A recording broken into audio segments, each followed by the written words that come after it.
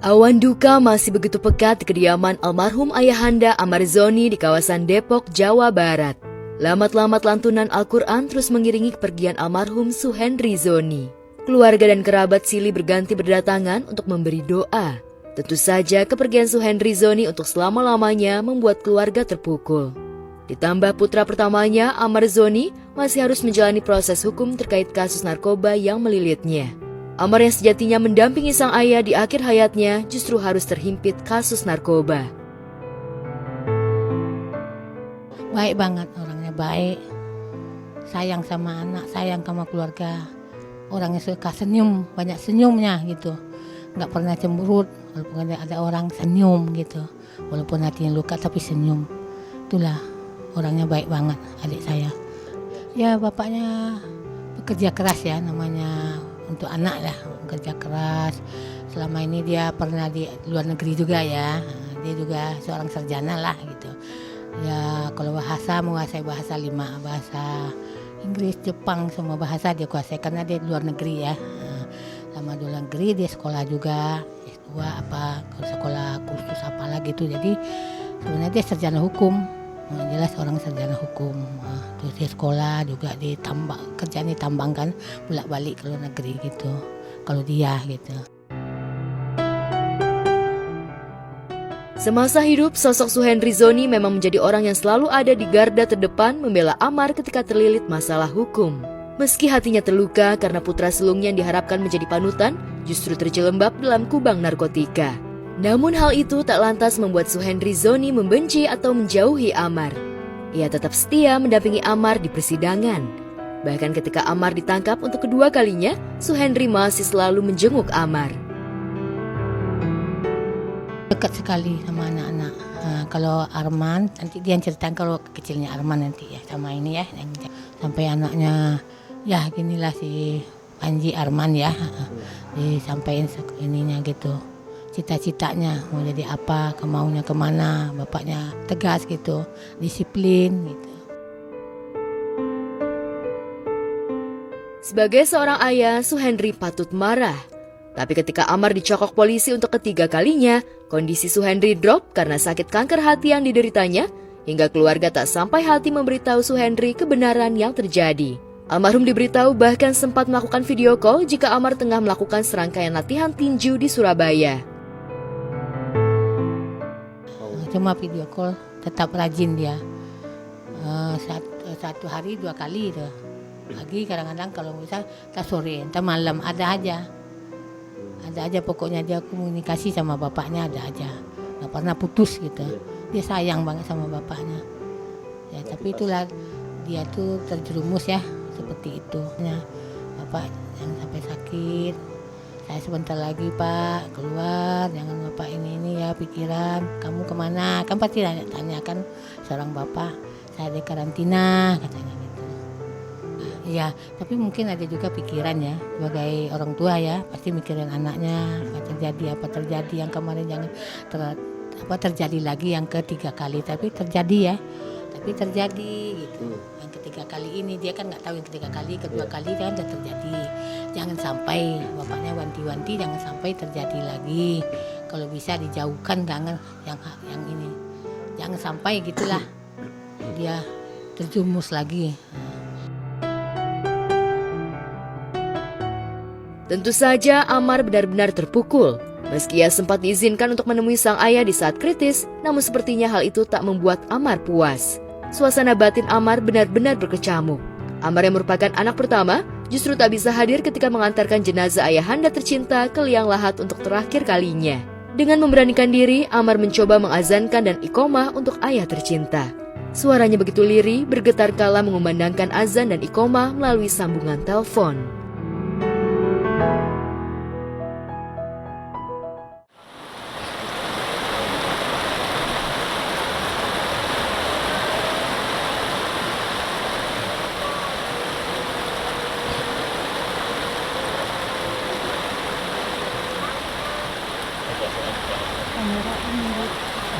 Kamera ini. Zaman.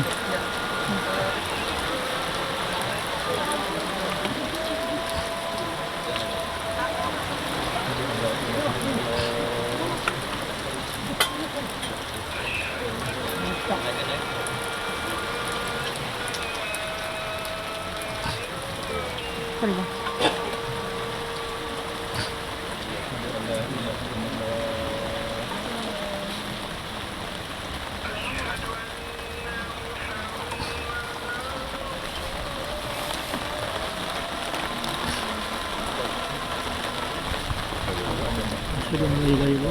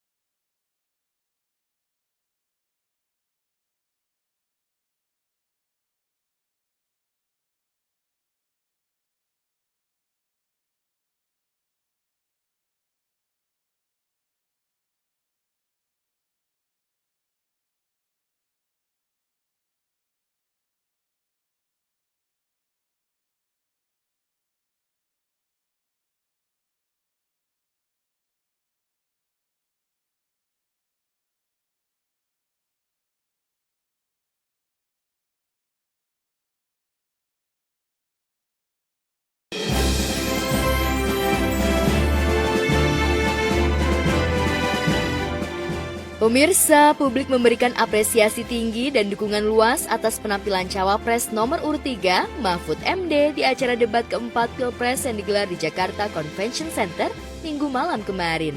Cawapres yang berpasangan dengan Capres Ganjar Pranowo itu dianggap masyarakat luas sebagai sosok yang arif bijaksana dan cerdas dalam menyampaikan pendapatnya.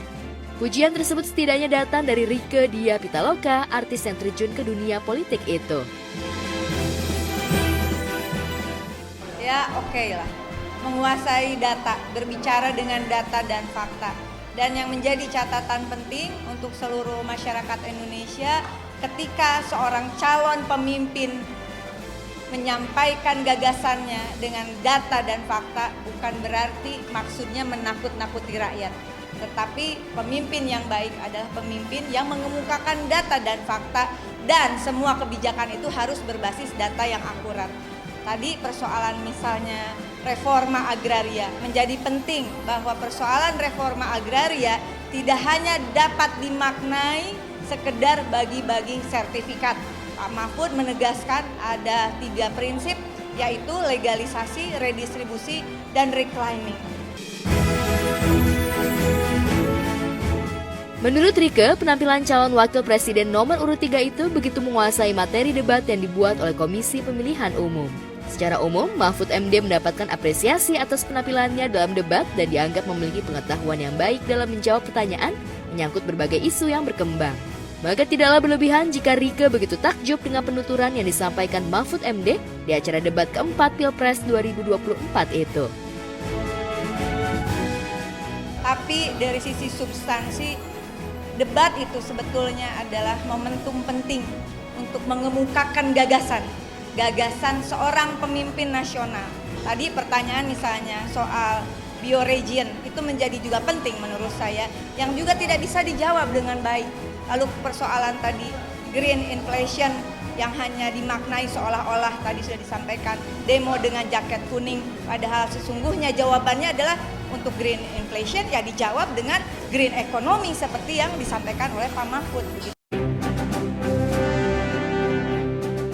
Tak hanya itu, politisi kelahiran Garut itu juga memuji penampilan jagoannya itu dalam menjawab pertanyaan yang diajukan kepada Mahfud MD dari cawapres lain yang dianggap terlalu receh dan tidak layak untuk dijawab. Namun Mahfud MD dianggap mampu memberikan jawaban yang substansional. Tak hanya Rieke, dukungan yang sama juga datang dari artis yang diusung Partai Perindo, Vicky Prasetyo. Ia juga memuji penampilan Mahfud MD yang menurutnya sangat menguasai materi debat dan bukan hanya teori semata. Hal itu tentu berbeda dengan cawapres dari paslon lainnya. Menyelesaikan debat yang keempat ini, apalagi yang dibahas tentang pedesaan gitu. Beliau pasti menguasai sekali lah untuk itu. Nonton tadi baru visi misi semuanya diberi waktu 4 menit ya. Diberi waktu 4 menit untuk membahas tentang soal desa, karena ini kan debat yang keempat, mungkin udah ada beberapa pembahasan sebelum-sebelumnya yang sudah dibahas. Menarik sekali sih, cuma tadi karena harus menjalankan kegiatan, tapi sekilas aku tahu pribadi Pak Mahfud MD pastinya, karena memang sempat ketemu beliau juga waktu acara sosialisasi ke pesantren-pesantren di Kota Bekasi. Tak hanya menguasai soal materi debat, Vicky juga menilai outfit ala Mapala yang dikenakan pasangan Ganjar Pranowo dan Mahfud MD dalam malam itu sesuai dengan tema pedesaan dan lingkungan hidup yang diusung malam itu.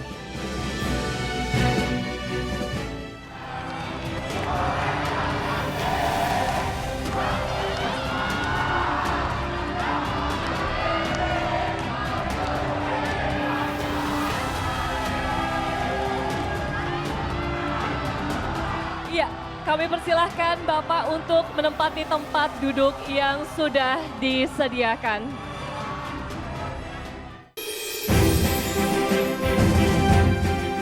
Tak hanya itu, penampilan Capres dan Cawapres nomor urut 3 itu juga berganti outfit usai debat.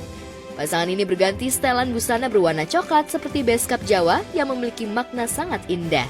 Sontak penampilan pasangan Capres dan Cawapres nomor urut 3 yang diusung Partai Perindo itu menuai pujian beragam dari masyarakat luas.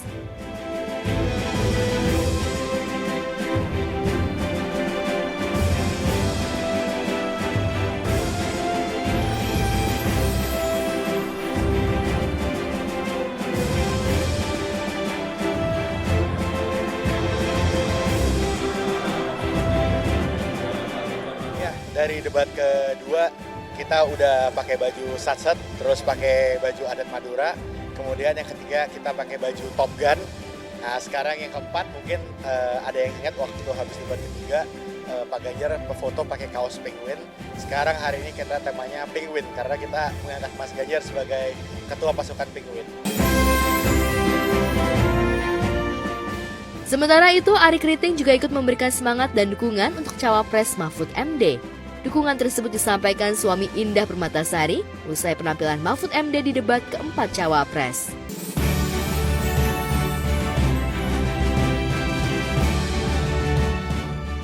Dalam cuitannya di Instagram miliknya, Arie Kriting memberikan salam hormatnya untuk Mahfud MD. Pria berambut keriting itu bahkan mengkritisi penampilan cawapres lain di acara debat tersebut yang sempat menyerang pasangan Ganjar Pranowo dalam debat malam itu.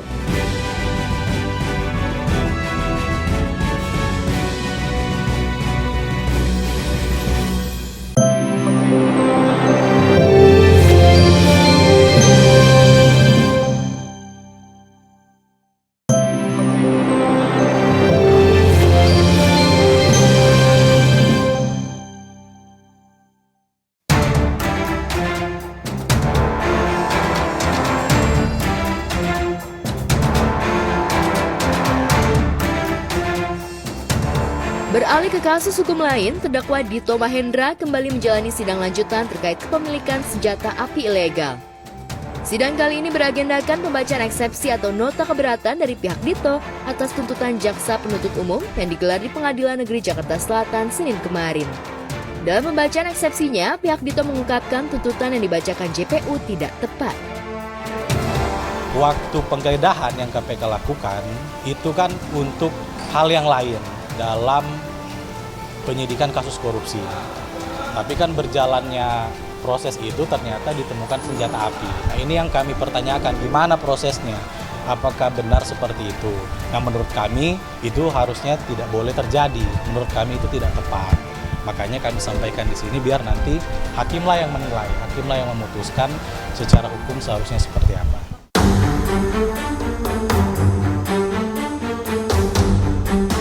Eksepsi merupakan langkah hukum yang ditempuh terdakwa atau penasihat hukumnya untuk menolak atau keberatan terhadap dakwaan yang dituntut jaksa penuntut umum dalam proses persidangan. Ya saya tidak bilang mereka berkoordinasi ya, tapi poinnya begini. Kami menghormati apa yang dilakukan oleh teman-teman penegak hukum. Cuma tentu dari perspektif kami ada hal-hal yang perlu kami komentari. Ada hal-hal yang perlu kami jadikan catatan. Menurut pemahaman kami, tidak seharusnya terjadi seperti ini. Makanya itu yang kami sampaikan, semoga hakim bisa memahami apa yang menjadi maksud kami, dalam artian ya ini argumentasi secara hukum yang kami sampaikan, dan biar nanti diuji saja.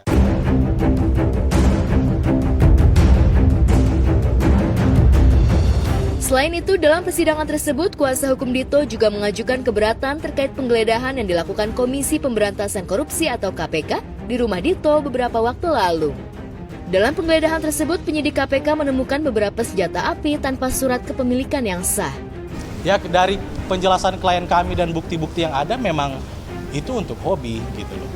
Itu hobi gimana sih ya, orang hobi, orang udah suka akan sesuatu barang gitu loh. Misalnya saya suka sepatu, saya suka misalnya barang-barang elektronik, itu saya akan kumpulin. Saya suka otomotif misalnya, saya akan cari, saya akan kumpulin. Nah kami harap agar itu bisa hakim pertimbangkan.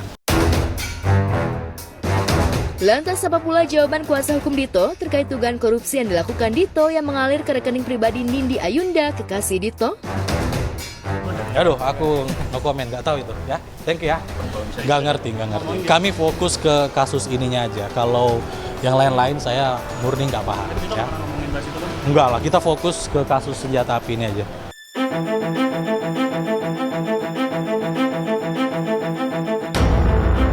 Seperti diketahui, Dito didakwa memiliki 9 senjata ilegal. Sebanyak 6 diantaranya merupakan senjata api. Sidang selanjutnya akan digelar 29 Januari mendatang dengan agenda tanggapan jaksa penuntut umum atas eksepsi pihak Dito Mahendra. Oh, kita posisinya menunggu aja. Kita kan memohon. Ya dikabulkan syukur, enggak juga nggak apa-apa. Namanya permohonan. Ya sidang lanjutnya tentu kita nunggu tanggapan dari jaksa. Prosedurnya kan seperti itu. Kita nunggu tanggapan dari jaksa terkait dengan eksepsi yang kita ajukan. Itu minggu depan. Minggu depan hari Senin tanggal 29. Oke.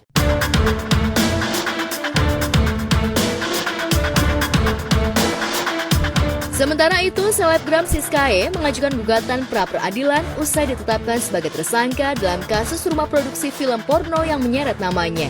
Gugatan tersebut dilayangkan Siskae lewat kuasa hukumnya di Pengadilan Negeri Jakarta Selatan dengan termohon Kapolda Metro Jaya Inspektur Jenderal Polisi Karyoto. Sidang perdana gugatan pra-peradilan yang diajukan selebgram pemilik nama lengkap Francisca Chandra Novitasari itu digelar Senin kemarin. Bahwa baru saja kami selesai melaksanakan sidang prapit nomor 7, itu terkait permohonan prapit Siskae terhadap Kapolda Metro Jaya. Dan pada kesempatan hari ini di persidangan bahwa dari termohon tidak hadir untuk mengikuti persidangan. Jadi sidang ditunda 1 minggu ke tanggal 29 Januari 2024 minggu depan.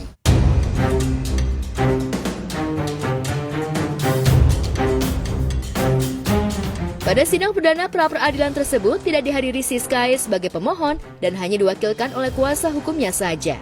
Begitu pula dengan pihak termohon Polda Metro Jaya juga tidak hadir di sidang tersebut. Hakim yang menyidangkan kasus tersebut memutuskan untuk menunda sidang perdana pra-peradilan yang diajukan Siskae. Kalau untuk ketidakhadirannya tidak ada informasi apapun kalau terkait termohon ya.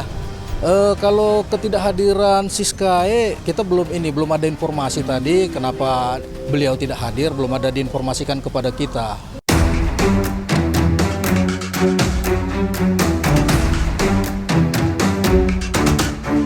Diungkapkan kuasa hukum Siskae, adapun alasan pihak kliennya mengambil langkah pra-peradilan lantaran merasa status tersangka yang disematkan pada Siskae terlalu cepat dan terkesan tergesa-gesa. Sidang selanjutnya akan kembali digelar 29 Januari 2024. Jadi permohonan kita terkait penetapan tersangka kepada Siskae menurut hemat kami sangat terburu-buru. Nah, itu hak daripada penyidik karena mereka ya tentu mereka harus ya dalam menetapkan tersangka itu ya mereka harus ikuti dulu prosedur standar sesuai dengan standar yang diatur di dalam undang-undang dan KUHP. Jadi terkait penetapan tersangka ini Siskae keberatan sehingga dengan itu kami pun mengajukan melalui kuasa hukumnya mengajukan permohonan prapit. Nah, itu dia.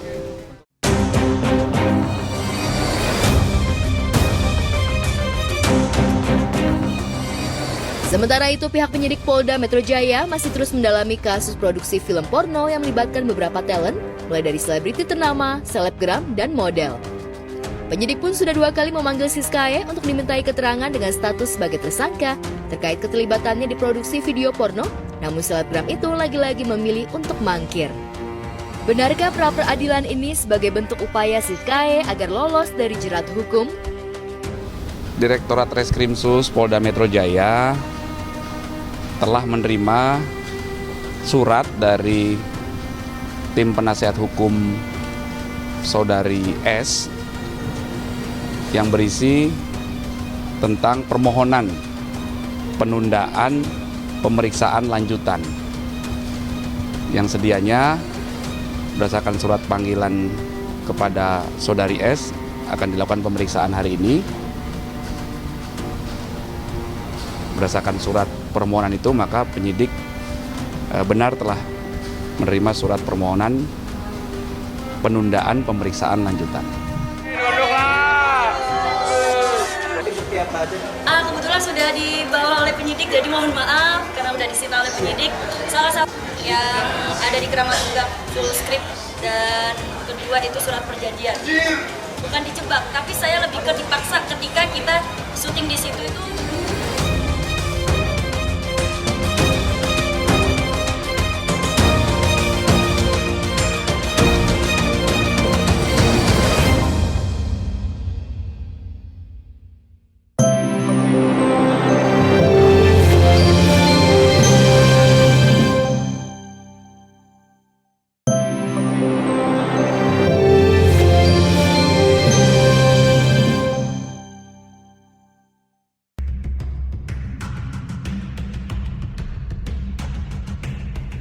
Pemirsa, diduga saling ejek, 2 kelompok warga Cipinang Besar Selatan dan Cipinang Besar Utara tawuran di sekitar underpass Pasar Gembrong, Jatinegara, Jakarta Timur, Minggu pagi kemarin.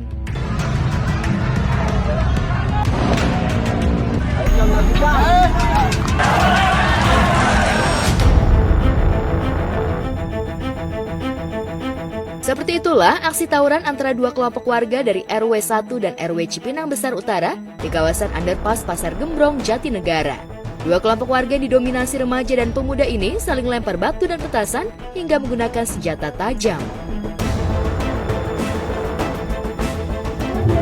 Kita bisa berdamai ya, jangan sampai gara-gara petasan aja kita jadi tawuran atau apa. Lebih baik kita kalau misalnya emang ada saling pertikaian atau kalau misalnya ada salah paham dari omongan-omongan, kenapa nggak kita selesaikan dengan baik-baik dengan omongan juga tanpa harus menyelesaikan dengan kekerasan. Karena kan sekarang nggak apa-apa, sedikit-sedikit viral, sedikit-sedikit pasti langsung bisa divideoin masuk kantor polisi itu apa, dan kalau bisa kita selesaikan dengan kedamaian, dengan musyawarah biar tidak ada terjadi korban jiwa, perjatuhan. Jadi tolonglah untuk emosi masing-masing warga tolong diredam. Aksi tawuran warga ini berlangsung 2 session sejak dini hari tadi dan berlanjut Senin pagi. Belum diketahui penyebab pasti aksi tawuran 2 kelompok warga ini diduga saling ejek, namun sejumlah warga terluka akibat terkena lemparan batu. Pokoknya juga kita nggak ada yang tahu saling sama ejek. Iya, oh saling ejek gitu? Ya, antara RW 1 dan RW 2. Terusnya anak-anak remaja atau gimana Pak? Anak remaja. Ini dari tadi malam atau gimana? Dari kemarin malam. Dari kemarin? Dari kemarin malam. Saling ngejek aja ya? Sering ejek, tapi sekarang udah diatasi sama Raimas, sama tokoh masyarakat semuanya. Ini dua kalinya Bang ya? Ini yang kedua kalinya. Dalam satu hari ini? Iya. Sementara aksi tawuran ini juga sempat menutup ruas jalan dari arah DI Panjaitan menuju Durensawit dan sebaliknya. Dan menutup arus lalu lintas dari Klender menuju Kampung Melayu. Tawuran akhirnya dibubar tim Raimas Jakarta Timur dengan menggunakan tembakan gas air mata. Itu pastinya sangat-sangat merugikan banyak orang. Apalagi setelah aku baca beritanya, ada beberapa warga yang terkena imbas akibat lemparan batu dari aksi tawuran tersebut dan juga beberapa ruas jalan yang tertutup akibat terhalang dari tawuran itu juga. Dan setelah aku baca pemicu dari tawuran itu ternyata tuh masalah sepele. Itu cuma masalah ejek-ejekan. Jadi kalau menurut aku dari aksi tawurannya aja itu udah salah banget. Ditambah pemicu tawurannya itu hanya masalah sepele, yaitu saling ejek antar warga. Nah, mungkin nextnya kalau misalnya ada masalah sepele gitu, lebih baik tuh diobrolin secara dewasa, secara baik-baik aja sih antar warga. Dan untuk pemimpin warganya juga, RT atau RW, ini tuh harusnya mereka itu tuh bisa menenangkan warganya agar tidak terjadi hal-hal seperti ini di kemudian hari.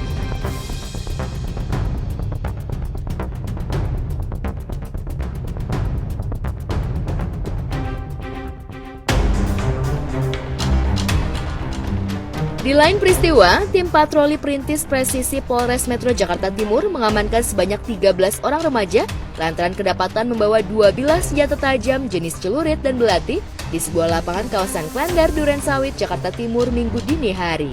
Selain mengamankan 2 bilah senjata tajam, petugas juga turut mengamankan tembakau sintesis dari para remaja tersebut. Tim perintis Polres Metro Jakarta Timur menerima laporan dari masyarakat adanya pemuda yang nongkrong-nongkrong.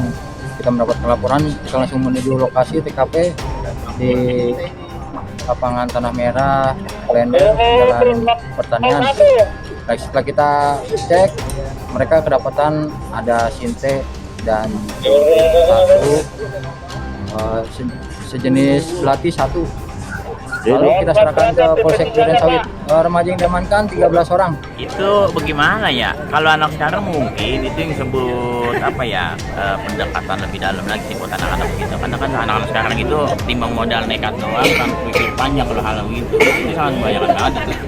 Membahayakan anak-anak sekolah yang lain dan juga masyarakat setempat yang sekitar. 13 orang remaja ini tak berkutik saat diamankan tim patroli perintis presisi Polres Metro Jakarta Timur Minggu dini hari. Mereka diamankan polisi usai kedapatan nongkrong sampai larut malam hingga membuat warga sekitar resah. Wah, sangat disayangkan sekali ya kalau masih remaja dan sudah melakukan hal yang di luar batas seperti ini. Dan terima kasih juga untuk pihak yang berwajib yang dengan sigap menangani hal-hal seperti ini. Akan tetapi hal-hal semacam ini juga menjadi perhatian khusus bagi para orang tua di luar sana agar lebih memperhatikan lagi setiap anak-anaknya, apalagi di usia remaja seperti ini masih sangat membutuhkan tuntunan dari orang tua. Pernah. Waktu zaman kapan gitu ya, zaman dulu masih musim anak-anak pada jegat motor, penyerangan itu, ya pernah. Saya berhadapan langsung pernah, cuman nggak terjadi sempat benturan, enggak. Dia udah nyambut senjata ya, kalau saya mah, kalau diikutin gimana ya, itu pernah sih, intinya pernah.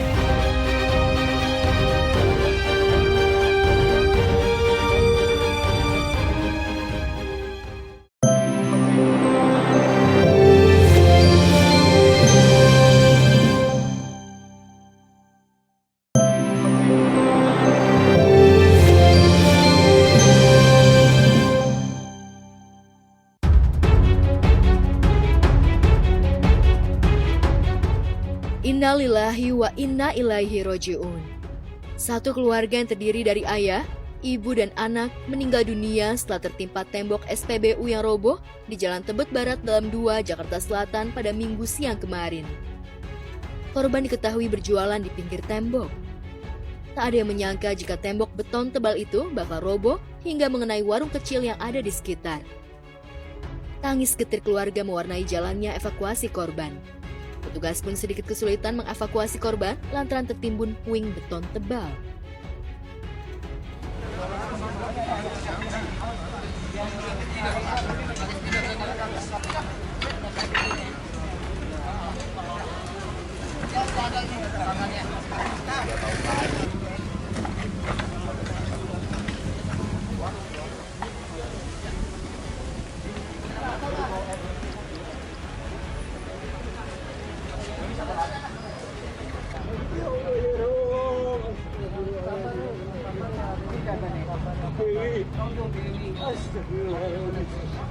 baru ada foto ya.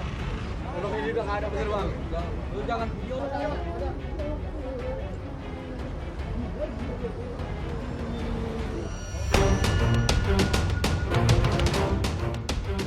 Keluarga tak menyangka jika ayah, ibu, dan adiknya harus meregang nyawa karena tertimpa pagar SPBU.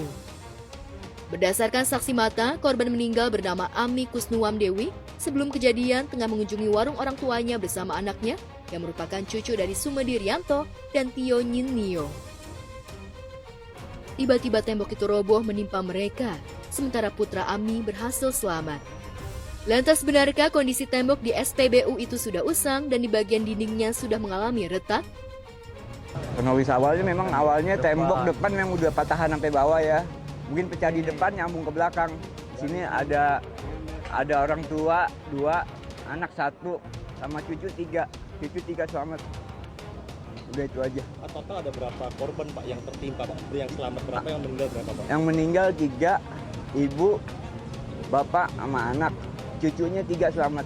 Tertimpa di bawah lagi duduk-duduk di warung. Jadi tembok tiba-tiba rubuh. Kalau bapaknya posisi lagi duduk ya tiba tembok ya otomatis patah tulang pinggang. Pak bisa dijelasin Pak, ini 3 orang ini korban yang meninggal satu keluarga semua atau gimana? Satu keluarga. Yang pastinya turut prihatin ya untuk keluarga yang ditinggalkan, apalagi ada yang meninggal, itu sangat disayangkan sekali. Jadi yang pastinya turut berduka dan semoga diberikan santunan yang selayaknya lah ya. Saya sih untuk pihak SPBU-nya dan untuk siapapun yang mempunyai bangunan ya, jangan sampai merugikan orang lain gitu. Tolong diperhatikan lagi untuk pembangunannya, karena di situ saya lihat temboknya itu sangat hancur ya, rapuh ya. Musibah memang tak ada yang tahu. Curah hujan yang tinggi dan angin kencang menjadi musabab ambruknya tembok SPBU tersebut, ditambah kondisinya dinilai sudah retak. Namun hingga kini pihak berwajib masih terus menyelidiki penyebab robohnya tembok tersebut yang memakan korban jiwa. Untuk mengetahui penyebabnya, kami akan dalami terus. Tentu saja kami akan berkolaborasi dengan pihak Puslapfor Polri untuk mengetahui. Saat ini masih kami lakukan penyelidikan dan pendalaman terkait penyebab rubuhnya atau runtuhnya tembok ini. Jadi ada sebagian dari sisi tembok sebelah kanan SPBU yang berlokasi di Kelurahan Tebet Barat ini rubuh ke arah luar. Nah, di luar tembok itu ada korban yang sedang berjualan makanan. Nah, sehingga rubuhan tembok ini kemudian menimpa para korban. Ya, tercatat ada 4 orang korban, 3 orang meninggal dunia dan 1 orang mengalami luka-luka. Sekarang sedang dirawat di rumah sakit terdekat. Untuk ketiga korban yang meninggal dunia sudah dibawa ke RSCM. Dan saran saya semoga pihak SPBU ini lebih memperhatikan lagi. Jangan sampai ada korban berikutnya. Dan semoga pihak SPBU ini bertanggung jawab terhadap keluarga korban. Dan buat keluarga korban, saya mendoakan semoga diberi ketabahan, kesabaran, keikhlasan. Semoga almarhum juga tenang di alam sana.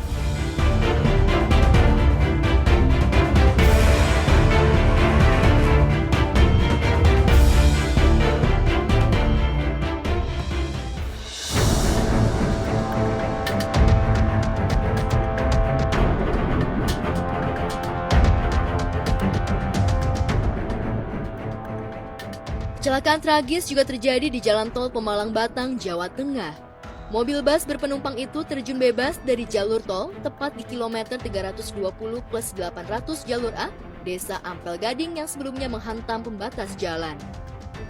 Mobil itu terjun ke tepi pemukiman warga setinggi lebih dari 10 meter. Bagian atas mobil bus itu ringsek lantaran terjatuh dalam keadaan terbalik.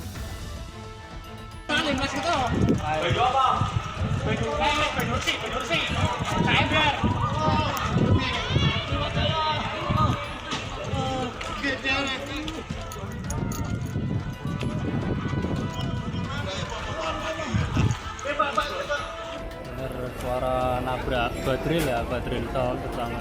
Akhirnya kan cuma nabrak pinggiran tol, ternyata jadi sampai ke bawah. Terus kondisinya seperti apa saat itu? Kondisinya tadi kondisi penumpang sih ada yang keluar dari bis, terus posisi bisnya kan ringsek kan. Lihat yang luka-luka gitu? Ada beberapa orang yang terjepit di bawah. Tadi udah ditolong oleh pihak rescue sama polisi sama Basarnas. Oh iya.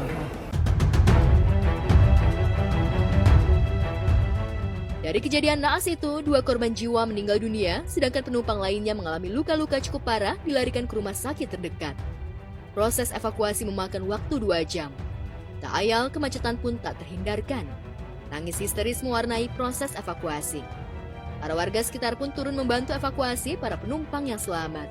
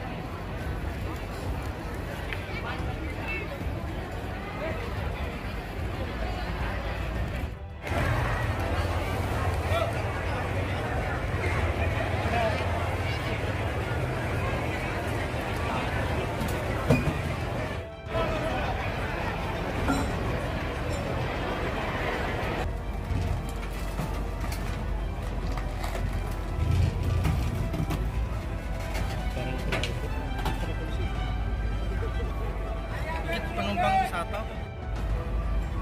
Tadi sekitar pukul 12.30 ya kita dapatkan laporan adanya kecelakaan sementara laka tunggal yang kita laksanakan pada siang hari ini. Yang pertama adalah mengutamakan mengevakuasi korban itu ya.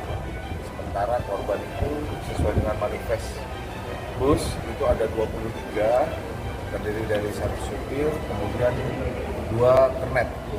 Kemudian di rumah sakit ini, di rumah sakit Comblang ini ada 16.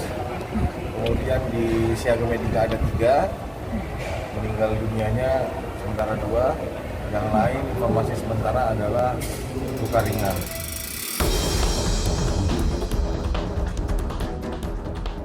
Berdasarkan kesaksian, sebelum kecelakaan terjadi, bus sempat berhenti di rest area. Bahkan kabarnya supir pun telah berganti. Tak ada gelagat yang mencurigakan sebelum kecelakaan itu terjadi. Bahkan pengemudi mengendalikan mobil bus tersebut cukup tenang, tak ugal-ugalan. Namun tiba-tiba sopir membanting setir hingga membentur pembatas dan akhirnya terjun ke area pemukiman warga. Mayoritas Jakarta ya, karena ini kan bus Jakarta ke daerah Jepara.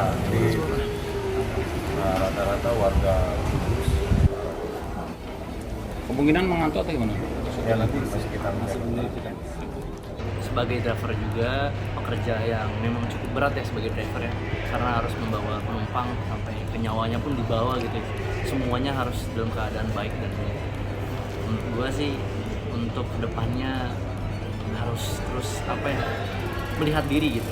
Kayak kira-kira ini kita yakin gak nih membawa penumpang sebanyak ini, kita benar-benar harus seyakin mungkin kalau kita ini tuh bawanya bukan sekedar penumpang tapi kita membawa nyawa gitu. Kalau emang ngantuk, mending istirahat aja sih. Soalnya kan tugasnya supir kan harusnya mengamankan penumpang ya. Yes. Kalau emang lagi nggak fit atau ngantuk, mending istirahat aja.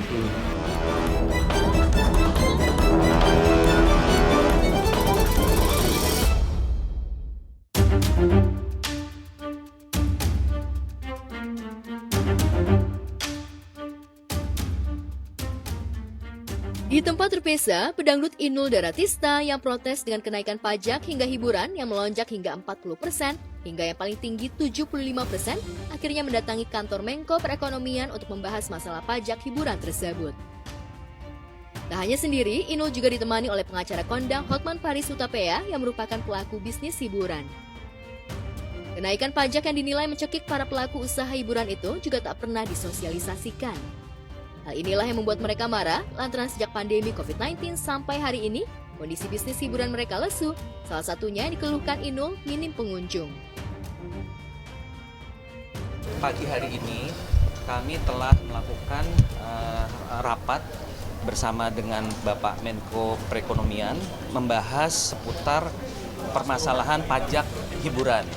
Sebagaimana kita ketahui bahwa pajak hiburan ini telah ditetapkan untuk sektor tertentu, yaitu pajak barang dan jasa tertentu, menyangkut sektor karaoke, spa atau mandi uap, lalu hiburan, diskotik, klub malam, dan bar.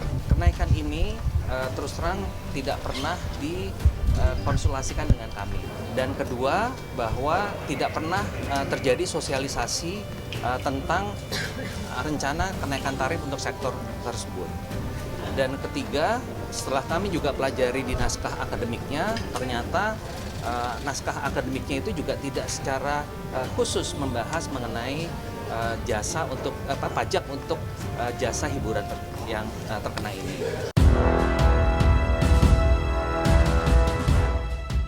Menurut mereka, setelah naskah itu dipelajari, tak ada naskah yang secara spesifik atau khusus membahas mengenai pajak jasa untuk hiburan.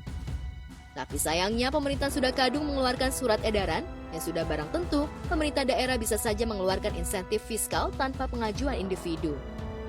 Inilah yang dikhawatirkan para pelaku usaha hiburan di daerah-daerah. Dan bahkan di dalam naskah akademik tersebut ada kriteria pengenaan pajak daerah. Kalau saya tidak salah ada 13 kriterianya, bahkan bertentangan dengan naskahnya itu sendiri gitu. Karena di salah satu naskah yang kami lihat itu adalah bahwa pajak daerah itu tidak boleh melebihi kemampuan dari sektornya atau harus terjangkau atau affordable.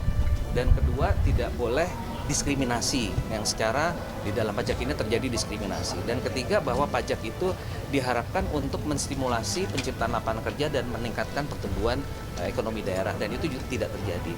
Intinya, kepala daerah itu berhak mengeluarkan insentif fiskal ini yang tentunya kita harapkan adalah berlaku kepada undang-undang yang lama, yaitu Undang-Undang 28 tahun 2009 tentang pajak daerah dan retribusi daerah, di mana batas minimalnya itu tidak ada. Gitu. Kalau sekarang kan ada batas minimal 40%, jadi itu bisa dihilangkan menjadi mulai dari 0% atau mengikuti tarif yang lama.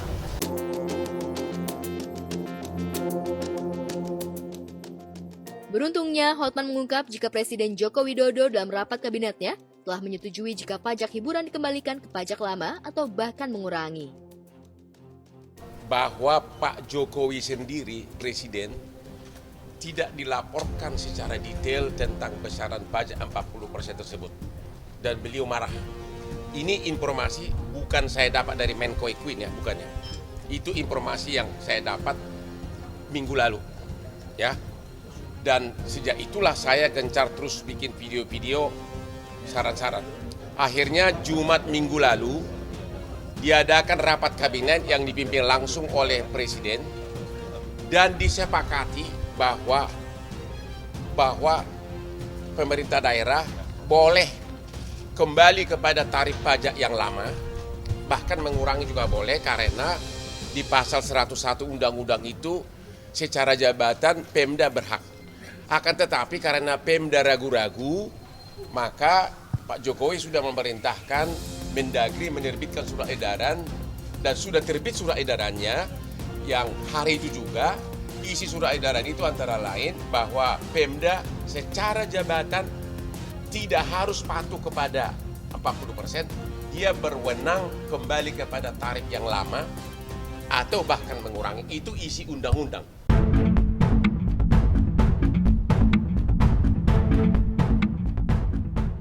Sebelumnya, Inul mengungkap keluh kesahnya soal kenaikan pajak yang dinilai tak masuk akal di tengah minimnya pemasukan. Bahkan Inul begitu lirik kalau dirinya memperlihatkan bagaimana spinya salah satu usaha miliknya. Tentu saja istri Adam Suseno itu menolak keras kenaikan pajak yang direncanakan pemerintah. hitung-hitungannya banyak sekali ya, karena yang berkepentingan di dalam usaha saya juga banyak. Selain karyawan saya yang sudah banyak, dan tentunya biaya pajak yang kita keluarkan juga sama dengan kita bunuh diri gitu. Jadi artinya mudah-mudahan ini benar-benar rapat menteri ini bisa mendapatkan solusi yang baik buat kita dan tentunya aman untuk dijalankan ketika surat edaran dari Mendagri ini benar-benar bisa menjadi pegangan kita, jadi acuan kita untuk terus bekerja gitu. Tapi mudah-mudahan nanti dengan judicial review dan keputusan MK selain bisa ini dapat keputusan yang baik, dan tentunya ini juga harus dipikirkan juga karena menyangkut banyak orang tentunya.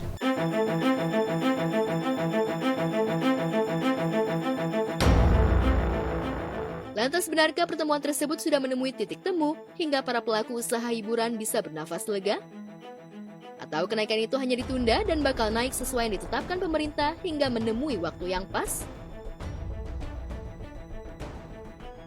Itu aja sih, saya bingung mau jelasinnya seperti apa, karena di dalam pajak ini kenapa saya bilang bukan 40-75%, tapi 100% lebih yang harus keluar dari kita gitu, yang harus kita bayarkan. Karena yang pertama, kalau karaoke keluarga itu kan memang yang terlibat banyak gitu. Kalau seandainya dari pendapatan kita tidak sesuai gitu, kita setor ke LMKN. LMKN itu kan juga hak cipta, hak terkait, itu kita setorkan, itu adalah melibatkan banyak insan-insan musik yang income, yang pendapatannya juga dari kita gitu. Jadi kalau seandainya kita tidak memenuhi target itu, ya terpaksa kita harus tutup. Mau nggak mau harus tutup. Selesai sudah bisnis usaha karaoke keluarga gitu. Dan kita nggak punya karyawan lagi, kita nggak bisa setor ke LMKN, dan kita tidak bisa mendistribusikan uang musik kita ke salah satu badan asosiasi. Jadi ya itu keputusan yang saya ajukan tadi. Jadi mohon dikaji ulang, dan mudah-mudahan ini semuanya dari pengusaha besar juga semuanya keberatan, dan mudah-mudahan dari surat edaran menteri nanti bisa menjadi acuan kita masih tetap terus berjalan dengan pajak yang sebelumnya. Itu harapan kita. Kepada semua Pemda kami menghimbau bahwa Presiden pun sangat marah atas naik pajak yang sangat tinggi tersebut, dan dengan surat Mendagri tersebut intinya boleh kembali kepada tarif pajak yang lama.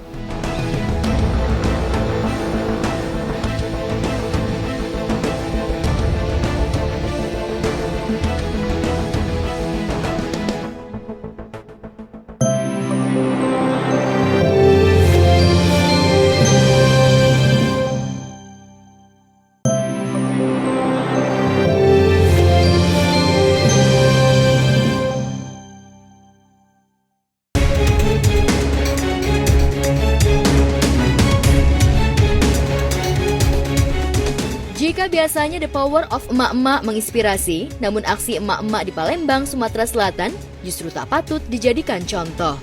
Pasalnya tertangkap kamera, emak-emak nekat mengendarai satu sepeda motor dengan berisi 7 penumpang. Aksi emak-emak pengendara tersebut sontak viral di media sosial.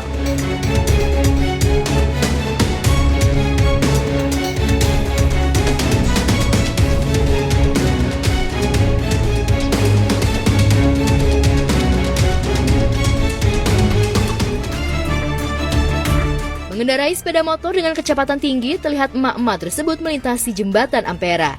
Aksi tersebut jelas cukup berbahaya, terlebih emak-emak pengendara tersebut membawa 7 penumpang, 3 diantaranya anak-anak tanpa mengenakan helm. Menanggapi video viral yang beredar, pihak kepolisian lalu lintas Polrestabes Palembang langsung bergerak cepat dan mengamankan pengendara tersebut ke Mapolrestabes Palembang.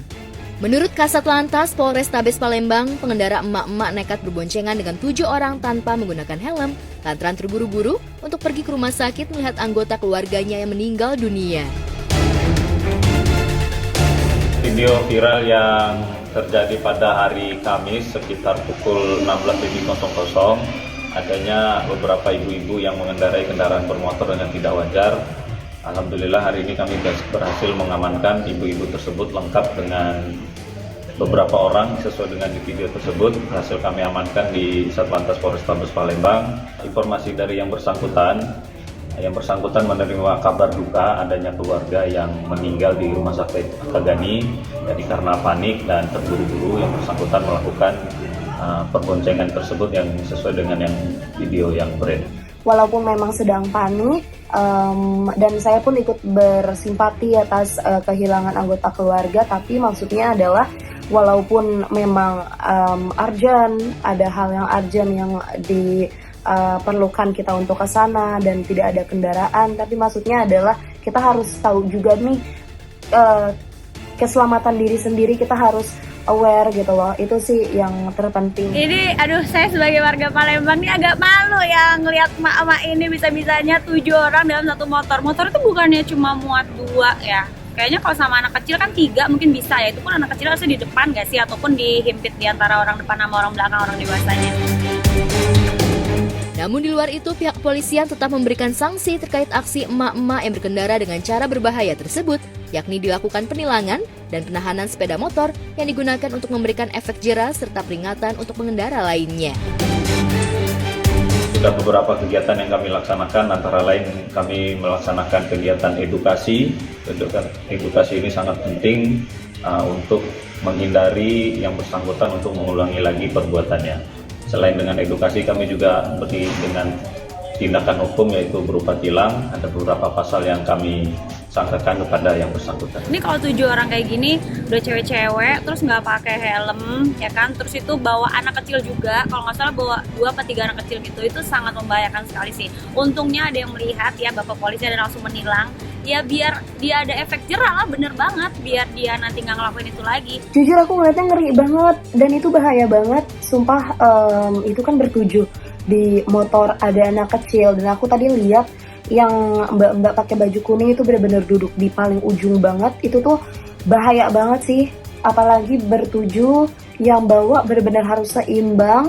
Maksudnya kita yang kalau bonceng 3 aja itu, kalau misalnya nggak seimbang atau nggak pinter-pinter bawanya, itu tuh udah oleng sebenarnya. Apalagi itu bertujuh dan ada anak kecil juga.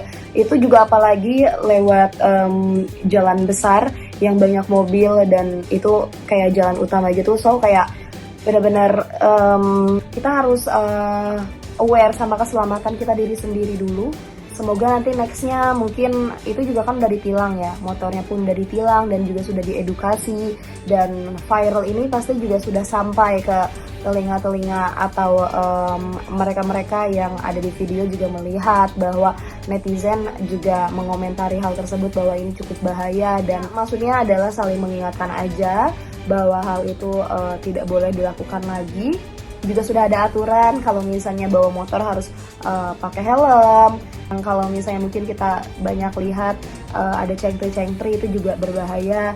Kalau memang tidak ada kendaraan, kita ada kendaraan umum, ada misalnya ada ojek online yang bisa memudahkan seperti itu. Di lain tempat, aksi maling yang melakukan pencurian jadi sorotan lantaran saat ditangkap warga, si maling justru pura-pura pingsan. Kejadian tersebut terjadi di Desa Sei Bejangkar, Kecamatan Sei Balai, Batubara, Sumatera Utara. Diketahui JI, warga Desa Benteng Jaya, Kecamatan Sei Balai, Batubara, merupakan tersangka pelaku pencurian di rumah salah satu warga. Saat melancarkan aksinya, JI sempat mengambil tas korban yang berisikan dompet dan uang Rp150.000 dan sebuah handphone. Namun nahas, aksinya keburu diketahui pemilik rumah hingga terjadi pertarungan sengit antara pelaku dan korban. Hingga akhirnya korban berteriak meminta pertolongan warga sekitar. Merasa emosi, warga sekitar pun sempat menguapkan kemarahan kepada JI hingga babak belur. Merasa nyawanya terancam, JI pun berpura-pura pingsan hingga akhirnya diamankan pihak kepolisian. Aksi maling pura-pura pingsan pun ramai jadi sorotan.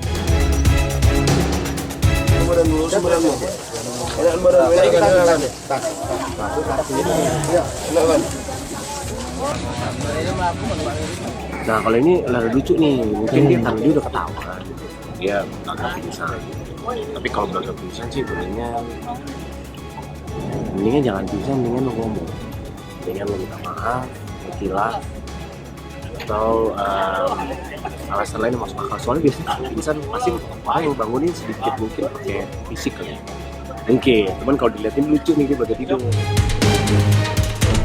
Ya, pihak kepolisian mengetahui rupanya JI pelaku pencurian merupakan residivis kasus serupa dan sudah berkali-kali keluar masuk penjara.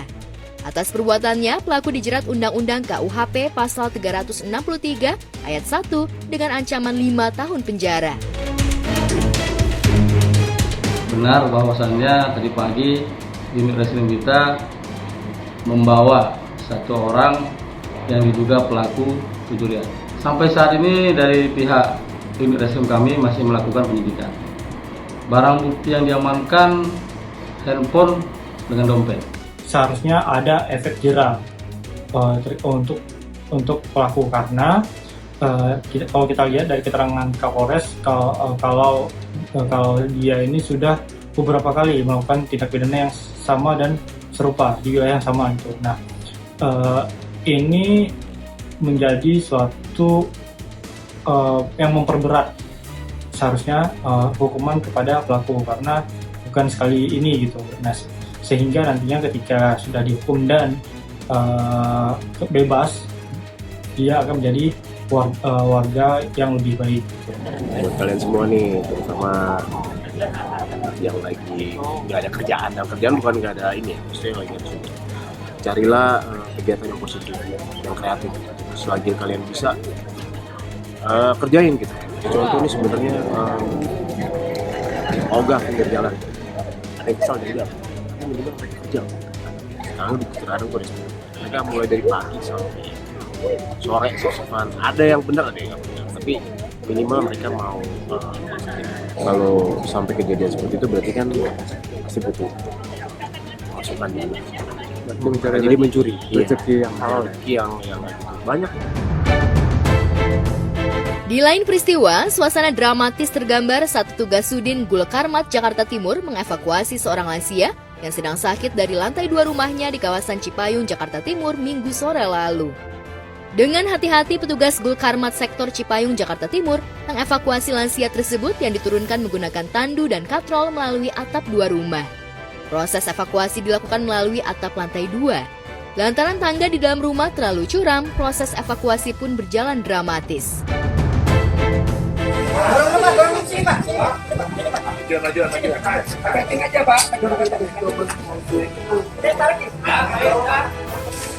Jangan bawa saya. Biayain untuk buang batu. Tarik, Jess. Siap. Tangga siap. Tangga sini, salah, Bapak.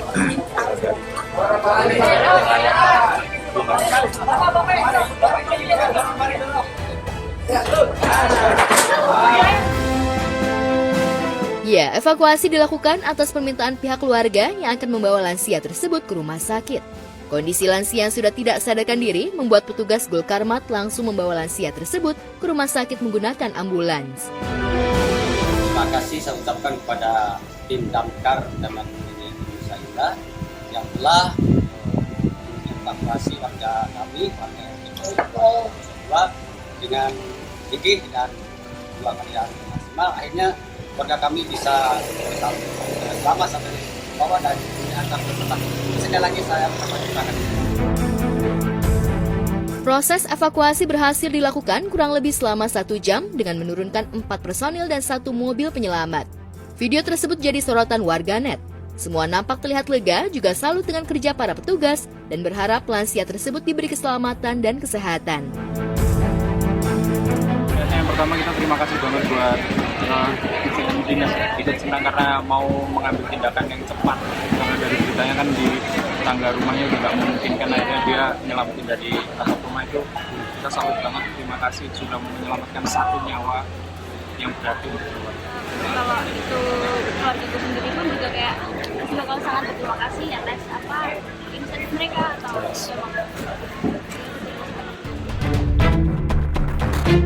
Sementara itu, Pinkan Mambo lagi-lagi membuat sensasi viral dan netizen geger. Ya, tersebar video Pinkan yang terekam tengah mengamen di jalanan. Dalam video, tampak Pinkan mengamen di lampu merah kawasan Bumi Serpong Damai alias BSD Tangerang. Bak profesional, Pinkan santai berlenggak-lenggok di jalan mendekati pengendara motor hingga mobil agar diberi uang. Namun terlihat aksi Pinkan ditanggapi biasa saja oleh orang-orang.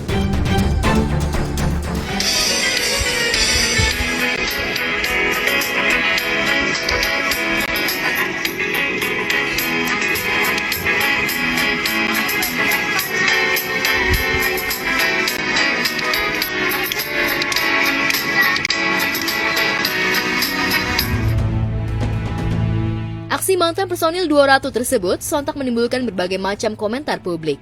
Banyak yang berkomentar negatif, bahkan mengurai Pinkan sudah putus urat malu hingga nekat beraksi ngamen di jalanan.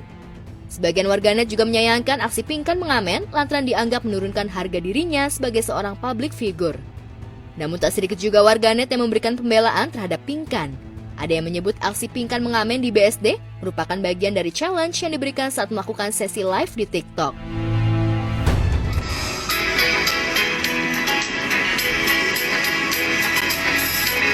Woi, jangan jauh-jauh, Mambo.